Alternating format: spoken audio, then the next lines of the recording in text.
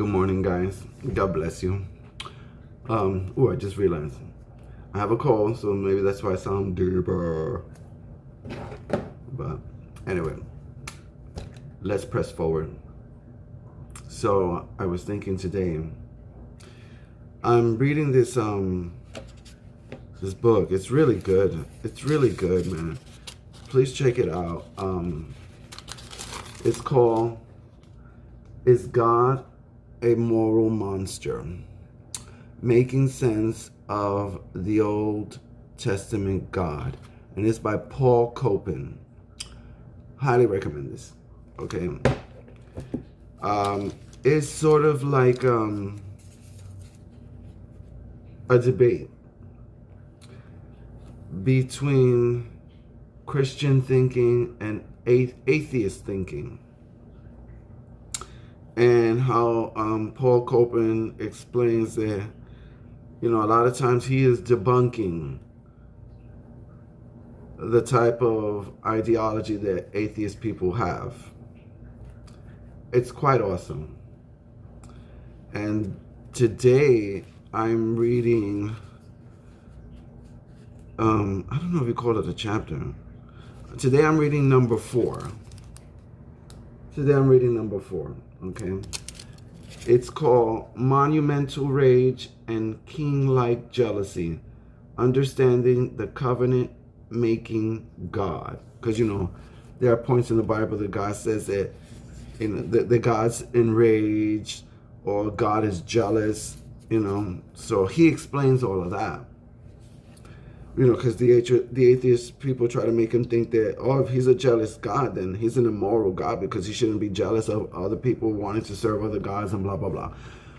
I'm not going to explain to you. I'd rather that you get the book yourself, because if I explain it to you, I'll butcher it. Okay. But anyway, good book. Good book. I'm still reading it. And there's a lot of points he makes that when he talks about certain things, that this is what this means and this is what this means, he also puts the notes of where to look for those sayings in the Bible, like Galatians and Romans and things like that. Okay. So one of them he mentioned was 2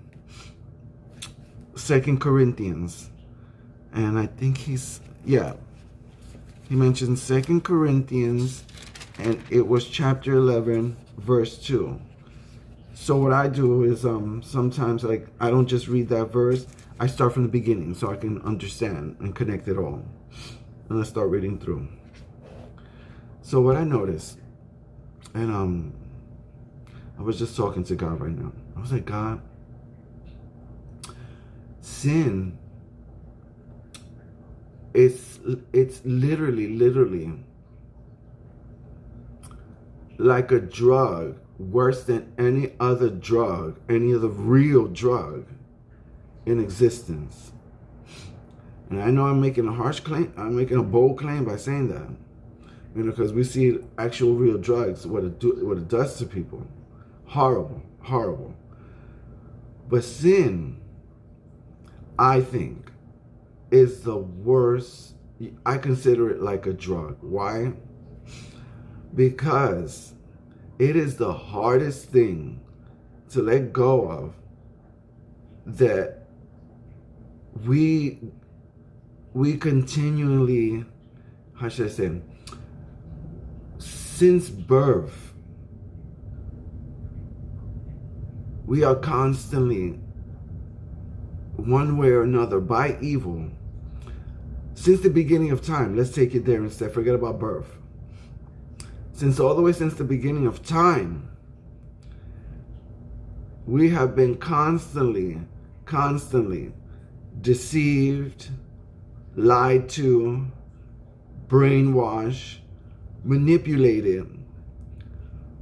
And that if you don't have Christ in you, well, I would say a lot of us from the beginning, I think when we're all born, we don't have Christ in us until we come and to a point of our lives or our age where we start growing up and start realizing, okay, there is a real world out there. And then our parents or other people tell us about Christ, and then we choose whether or not to go that path.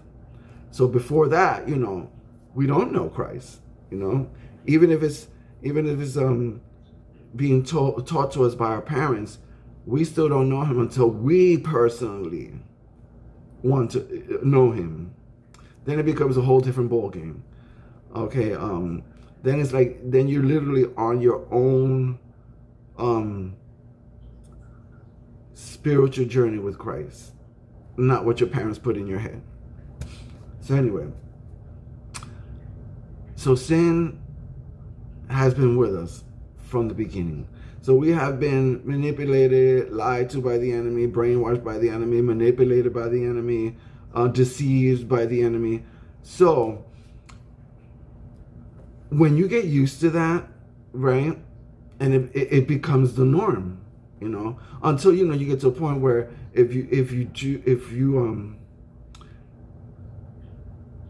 you finally realize what you're doing is wrong, you are aware of Christ, and you want to give yourself to him, then it changes. But let me tell you, even though it changes, even if you give your life to Christ and you turn away from your sins, it is still like a drug that wants to come back, that tells you, come on, but just take one hit. It's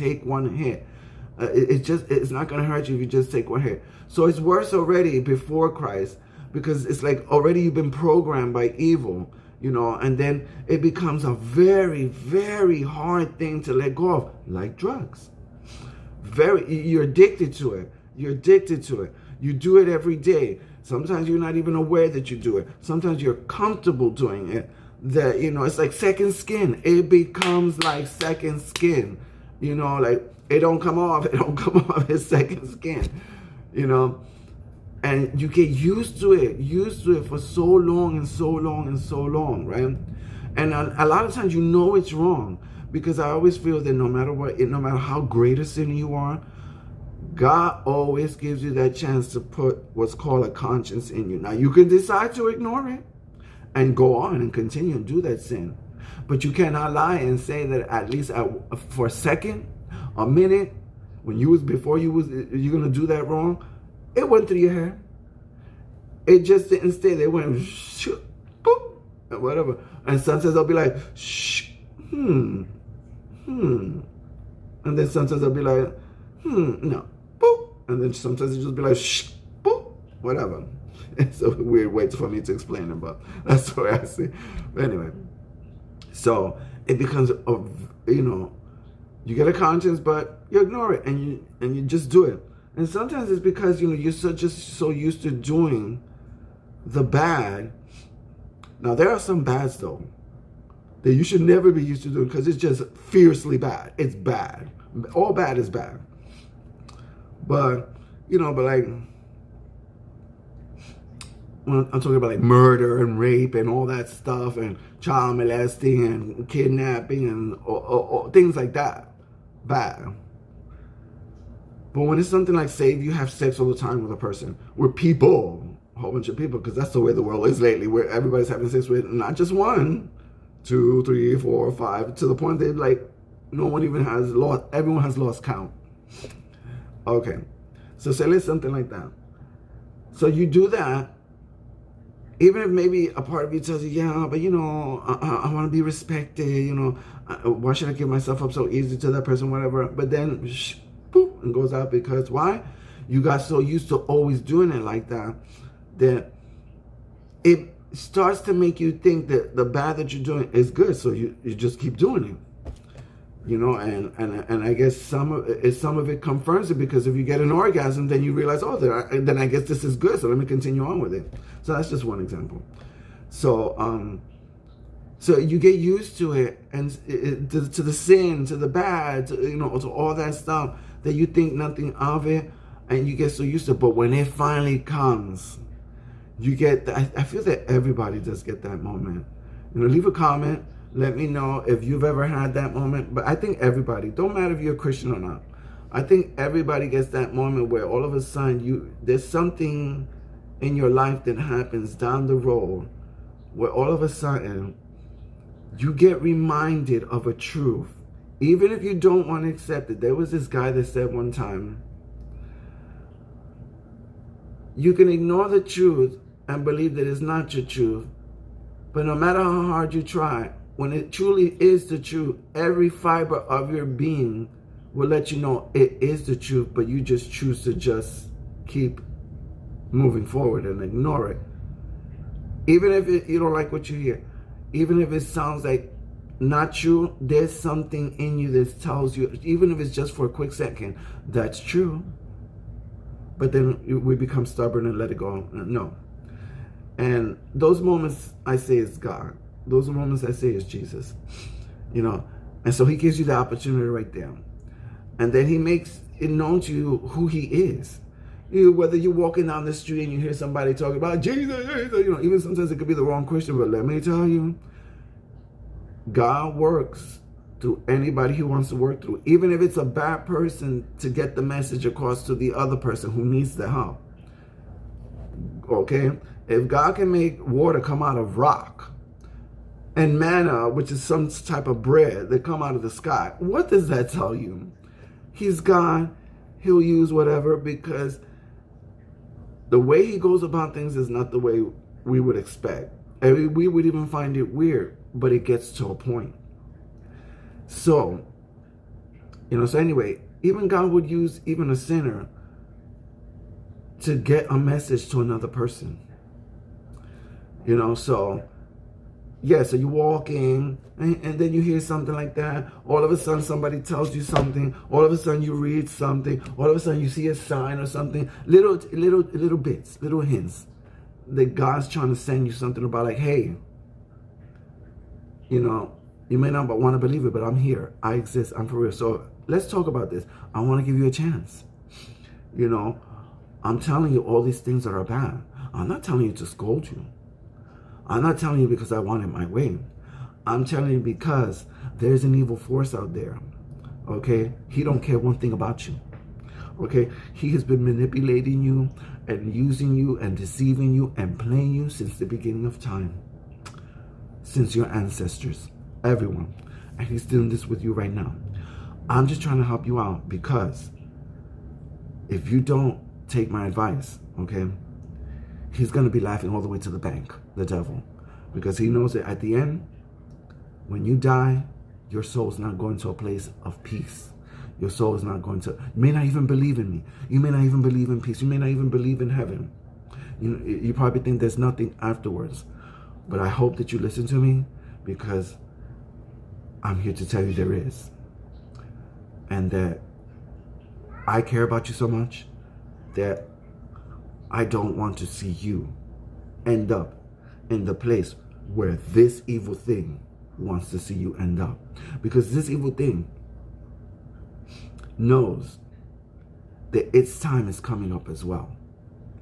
But it's so bitter and so angry and so jealous of me that it's willing to go down. It's willing to do, what's that saying? If it's going to go down, it's going to make sure it takes as much people as it can to go down with him. That's how bitter the enemy is. So I'm just trying to help you out here. Please listen. This was what's happening. What you're doing right now, I gotta say it's not cute. I gotta say it's not cute. It's not good for your soul. And you know what? I don't even need to tell you this. Most of the time you knew from the beginning.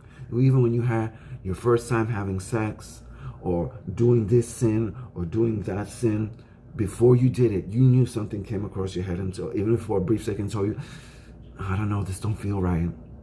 But you ignored it. Why? I understand. This evil thing, this enemy, has been manipulating and deceiving people for so long that he has made a lot of people think it's normal. Good is bad, bad is good. Okay, now that's Christ speaking. Sorry, God, if I butchered the way you speak, because, I'm not the heavenly one. But you get the point. And so, back to what I was saying. It's like a drug. It's such a bad, and it's hard to let go of, because you're doing it for so long. But then Jesus comes in, and it's like all of a sudden, you can't explain it. You can't explain it. You've seen it. You guys have all seen it. Christians or non-Christians. You've seen it all, that when all of a sudden Christ comes into somebody's life, all of a sudden you see a change. That you even tell the person, you're different. You look different. You're acting different. I don't get it. When it's a Christian, it'll be like, oh, wow, yes, you have changed. The Holy Spirit is on you. Oh, brother, God bless you. But when it's not a Christian, it's like, what's wrong with you? There's something different. You're not doing the things that were fun or whatever. Now you're seeming kind of boring or whatever. But for that person, it's not. And then they're shocked because even that person tells them, hey, you might think whatever you want to think, but for me, I don't know why. I can't explain it. All I know is that it might seem boring to you, but for some reason, it is making me feel so weird, but a good weird inside that I never thought I could feel like this. I even got down to the point that I was in tears. Like, I actually acknowledged when no one needed to point it out, because I knew within myself the bad that I was doing, and Jesus just came and just, boom, he just made me confess that all out, and I cried, and it was true, and I feel so free, and blah, blah, blah. But that drug, sin, even when you finally give yourself to Christ,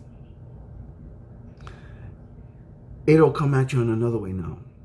It knows that you're not doing it no more, but it wants you to do it so badly that it makes you feel like that drug addict with real drugs, that when he gets off and he's sober, all of a sudden he gets these moments where he wants to relapse. You know what I mean? He wants to relapse, and that happens too.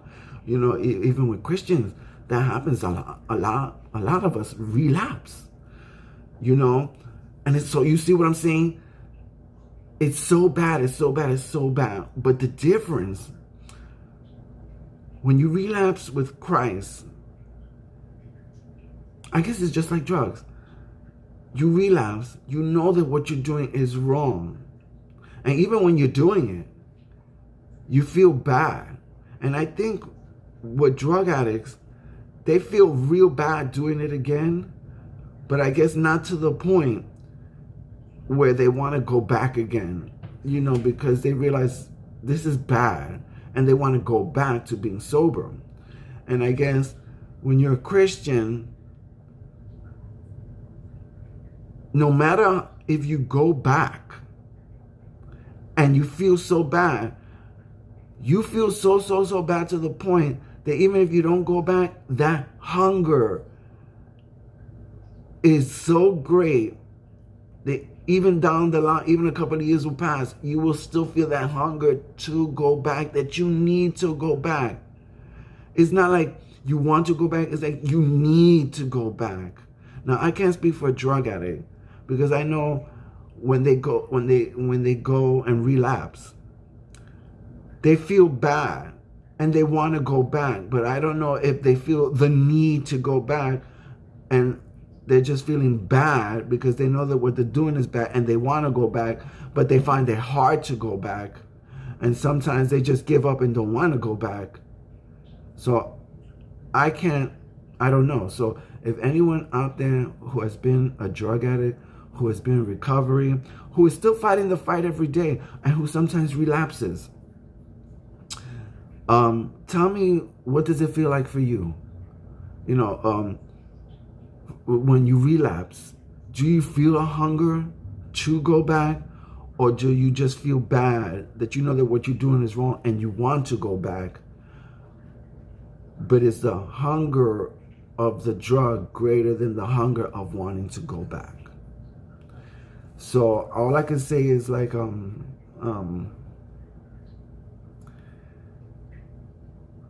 me as a Christian, I don't know why I still don't like that word. For me as a follower of Christ, not that I'm saying this is bad to have the label Christian. Just for me personally, this is my journey that I'm taking on my own. It's going to be different from everybody else's journey, but that doesn't discount anybody else's journey if they want to say I'm a Christian. I say God bless you. For me, I don't know, just for me, that word. As a follower of Christ, as learning to be a follower. I can't even say I'm a follower of Christ because I don't want to be that boast. I want to say I'm learning every day to still learn how to be a follower of Christ. Let me tell you, Okay, like I said, sin is like a drug. And I know there's a lot of Christians out there, no matter what type of sin it is that they've done in the past. I know that they feel it too, the same way too, that it's like a drug that, okay, you let it go, but it hates the fact, the flesh and evil hate the fact that you let it go. It hates the fact that you don't want to pay no mind to it. It hates the fact that you fight it. It hates the fact that you want to focus on God, that you want to focus on your salvation, that you want to focus on, I want to go to paradise. This is being promised to me, and all I have to do is this. I can't be foolish. I only got one life to live. And this life that I'm living, this is temporary. This other life after my life, I'm told it's eternal. So I can decide whether it's eternal damnation or eternal peace. I think everyone will want eternal peace. So I'm like, okay, I want that, you know. But it becomes, the enemy gets so pissed because you want that. So there it goes, like a drug again, trying to remind you. It doesn't remind you of how many times you felt guilty when you did the sin, that you felt like crap, that you felt like you was doing something wrong. It doesn't remind you that it's laughing at you while you do it because that's what it wanted you to do. It doesn't remind you that you're damning your soul. It doesn't remind you that you're giving in and letting evil take control of your life. No, no, no. It doesn't remind you of any of that. It just reminds you of, remember how good that felt? Come on, man. Do it, do it. Come on, woman or man. Come on, do it, do it. Only one time, you know it was good. Ooh, it was so good. Come on, come on. Yeah, it probably didn't last long, but forget about that. Forget about that. The point is, wasn't it good? You know you want it, man. Come on. Just do it. Just do it once. And then sometimes it'll be even more evil. And this is where it gets you to take God for granted and play with God. Because if it can't get you to do it that way, we'll say, but come on, man. How about this? How about this? Do it. And then afterwards, go back to him. And you know he's going to forgive you. So it's like, you can do it. But what he doesn't tell you is what God tells you. You cannot have your cake and eat it too. You cannot serve two masters. So you can't have this and then still have me. You can't purposely sin with the intentions of, I'm going to sin, but it's okay because I'm going to do this sin. And then afterwards, I'm just going to ask God for forgiveness and it'll be okay. Now, I think there was one religion that does that. I think Judaism does that, and I think some other religions too. I got to look into that. But I know Judaism does that because they have this ritual every year where they go to God at the end of the year or the start of the year to ask God to forgive them for all the sins of the previous year. And they believe that when they do that, afterwards they're clean. They're a brand new vessel. No more sin in you because all the sin that was last year was gone. So you're a brand new vessel. But what I don't understand is, and I've only learned this because of what Jesus says, that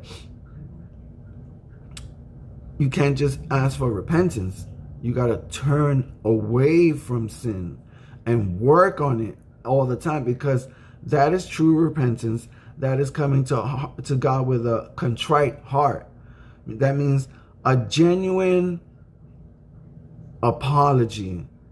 You know that when we make apologies because we don't just do it because we feel bad that we hurt the person, but we do it as a stamp to let that person know, I'm not going to do this to you again. Because that's when an apology is an actual legitimate apology, not just the words, but the actions that come after it to show that you don't want to hurt me again. And you demonstrate it by no longer doing this action so that you don't keep on hurting me, because then you never meant your apology. Christ is the same way too. And I always wondered, why do Jews feel that when you do that, why is it that they don't also do that as well? That, okay, if God's forgiving you for all the previous year of sin, don't you want to then, because you're a clean vessel again, don't you want to work on keeping it like that as much as you possibly can, as good as you possibly can, and always just work on it every day to make sure that you don't do those things that you know were bad, that you did last year. They were bad. So I don't know why. It's not like that with Judaism. I don't know why. Because then it's like, I feel like, just like, see what the devil does with Christians. I feel like you're trying to have your cake and eat it too. And that's like, I feel like that's playing God, taking advantage of his mercy, his grace, of what he did for us on the cross, and saying, okay, thank you for what you did. I'm going to go sin right now, but don't worry, I'm going to come back and remember that cross thing, okay? And you're going to forgive me because, you said that, all are forgiven because of that sacrifice you did. For some reason, that sounds dark. That doesn't sound right. And it's like trying to have your cake and eat it too. So the devil plays like that too with people, especially people who give themselves to Christ. He will try to get you to go back. So that's why I say, but let me say this first. A lot of us fall, and we are going to fall. And I hate to even say that. I hate to even say that we are going to fall. But the difference, I guess that's through mercy and grace of Christ, that he makes it still available. Because of the first time you sincerely gave your heart to him, you sincerely believed in him and wanted to turn away from your sins. He knows that once in a while you are going to fall, but because of the first time that you sincerely did that with him, it's like he makes it possible, and is always still out there, still saying, okay, you fell. Sucks, right? I know he's messed up, You messed up too because, you did your part, and, you used your free will to do that. But it's okay. You're human.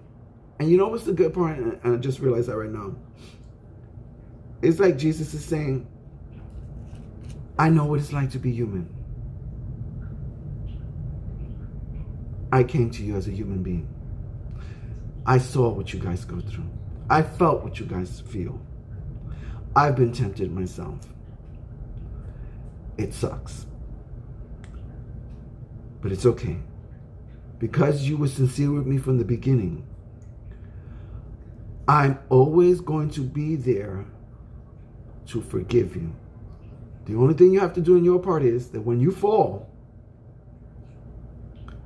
come back to me. Ask for forgiveness. Come back to me, and we'll keep working on this. And we're going to work on this to the point where you're going to do less of that and more for me. And your spirit is going to be so different, so renewed, so disciplined. So I can tell you how that feels yet, guys, and I'm going to be honest with you. I'm still working on that. I haven't got there yet. I know that they say that, through practice, and that this doesn't happen overnight. This 6 years or whatever, you do get to a point where, wow, you find yourself less falling and find yourself more rising with God. So I look forward to it, but I'm going to tell you guys, I'm not going to lie to you. Sin is an addiction. When you're a sinner, it's the hardest addiction to get off of. When you get off of it, it's the hardest addiction to resist while you're walking with Christ. And I started reading right here in 2 Corinthians chapter 8. It says here, now, brethren, we wish to make known to you the grace of God which has been given in the churches of Macedonia, that in a great ordeal of affliction their abundance of joy and their deep poverty overflowed in the wealth of the liberty. Wait a minute, I think I got the wrong Corinthians. Hold on one second. He put, Corinthians. Oh, I'm sorry, Corinthians. I'm sorry, 2 Corinthians chapter 11, verse 2. I'm a mess. Pay me no mind. Okay. It says here, I'm going to read from the beginning. I wish that you would bear with me in a little foolishness, but indeed you are bearing with me. For I am jealous for you with a godly jealous. For I betrothed you to one husband, so that to Christ I might present you as a pure virgin. But I am afraid that, as the serpent deceived Eve, remember I said from the beginning, that's what makes it hard to let go of sin. But I am afraid that as the serpent deceived Eve by his craftiness, your minds will be led astray from the simplicity and purity of devotion to Christ. I was telling God today, I was like, God, you know what? If it wasn't, like I said, if it wasn't for from the beginning, us being deceived, lied to, and brainwashed, that it's become like a drug, that it's become like second skin. It's hard to let go of. If you think about it, it really is quite simple to follow Christ, but we have made it so complicated. And it's not our fault. The enemy also played a part in really, really making sure that he complicated the simplicity so that we would find it harder to follow Christ and easier to follow sin. For if one comes and preaches another Jesus whom we have not preached, or you receive a different spirit which you have not received, or a different gospel which you have not accepted, you bear this beautifully. So it's like, I think what he says here, don't quote me. Look for the scriptures yourself. Ask God to give you understanding. Okay? But I think maybe to my understanding I'm getting here is that, you see how we, when we're told something else and it seems easier, then we'll go for that instead of going for God. And then he says, and you bear this beautifully.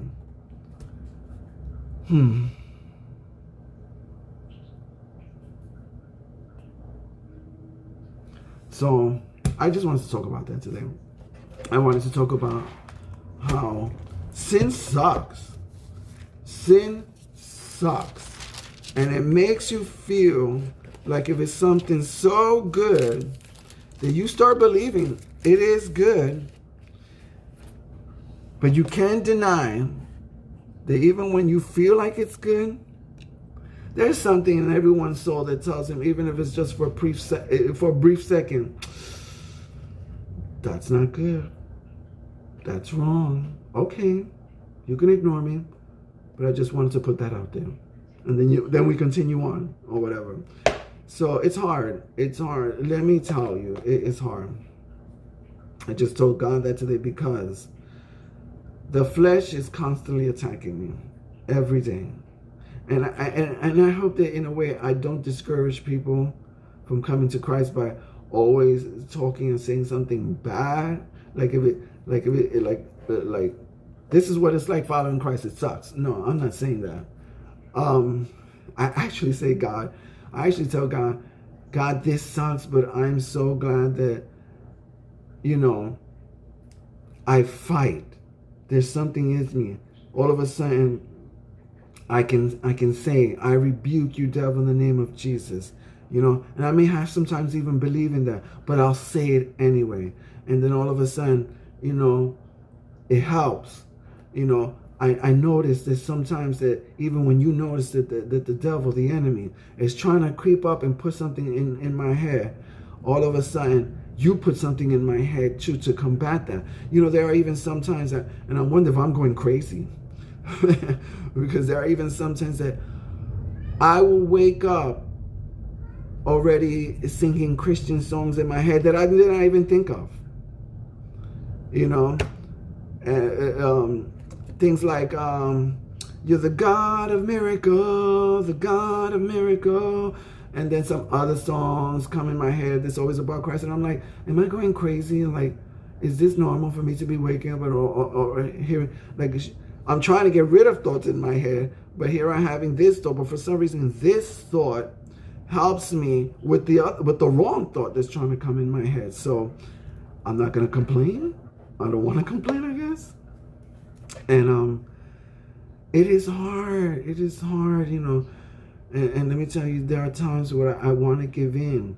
I want to give in to the flesh. I want to give in to the lies. I want to give in to the deceit. I want to give in. But if there is something in me which is from Christ that tells me, wait a minute, hold back, think twice, then I can't see following Christ as a bad thing, because if I didn't follow Christ and that I was constantly diving into this sin, enjoying this sin,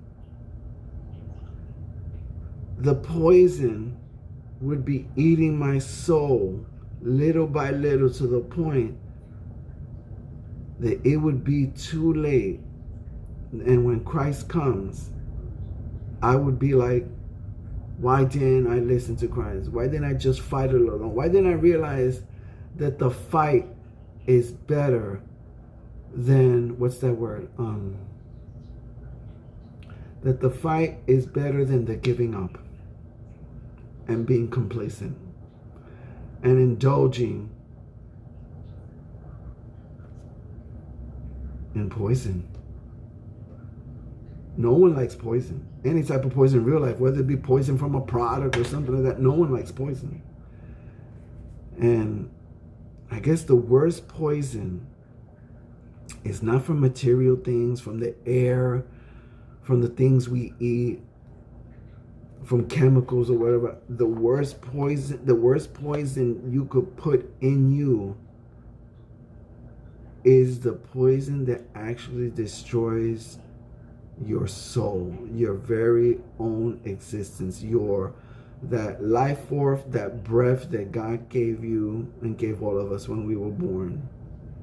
That poison that determines whether this poison goes beyond the physical. This poison will determine whether you suffer in the afterlife or rejoice in the afterlife.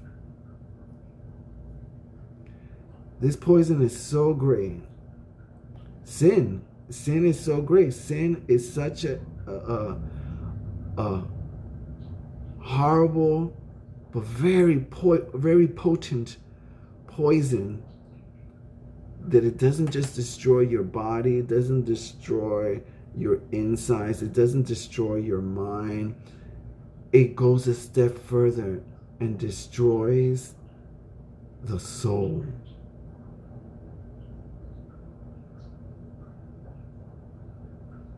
It's like having, like when you smoke and your lungs are filling with all that tar and whatever.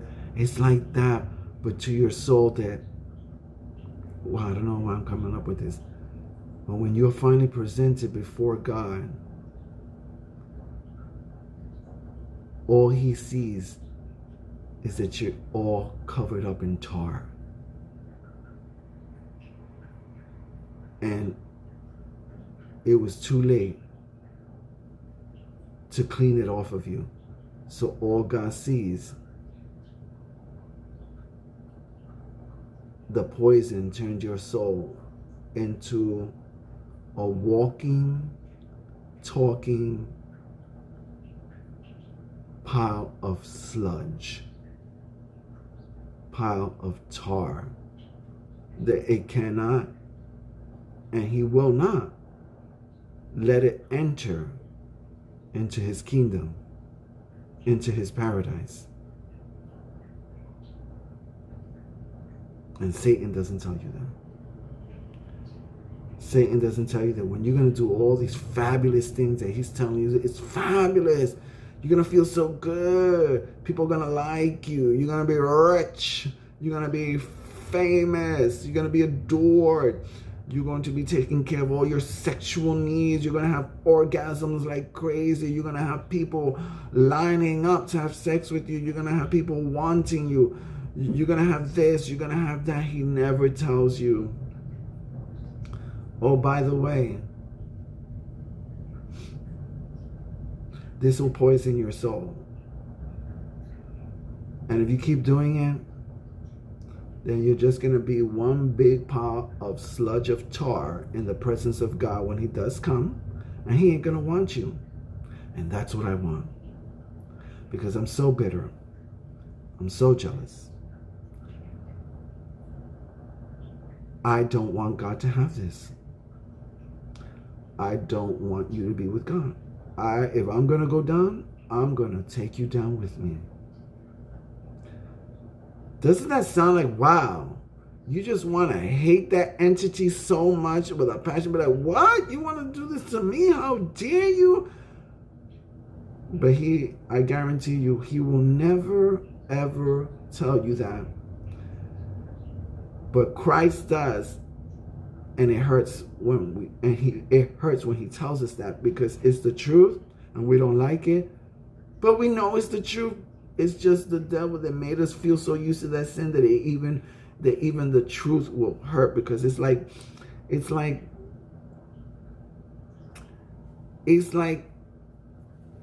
your finger touching finally a hot plate that you shouldn't have touched. You'd be like, you know, and it sucks. But the difference with Christ is that let's say your finger is a representation of you as a sinful person. And no, the poison the devil has been letting gather inside you, right? And then when you finally, you know, when God finally presents himself to you and you touch it, you be like, ooh, the truth hurts. It hurts, but then it's like God telling you, I know it's gonna hurt. And I know it's going to sound sick when I say this, the analogy, but he's going to tell you, leave your finger on the hot plate. Trust me. Oh, I know. Oh, I'm not going to lie to you. It's going to hurt. It's going to hurt fiercely. But you got to leave your finger on the hot plate. Trust me. Leave it long enough. You no longer feel.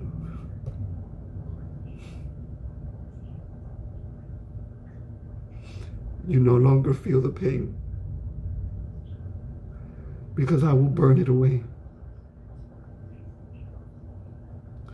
And the tar and the sludge and the sin of your life will be gone. Leave your finger on the hot plate.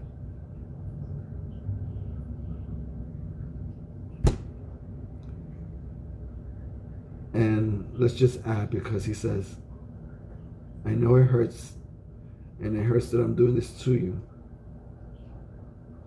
But I need to do this to you because I love you. And sometimes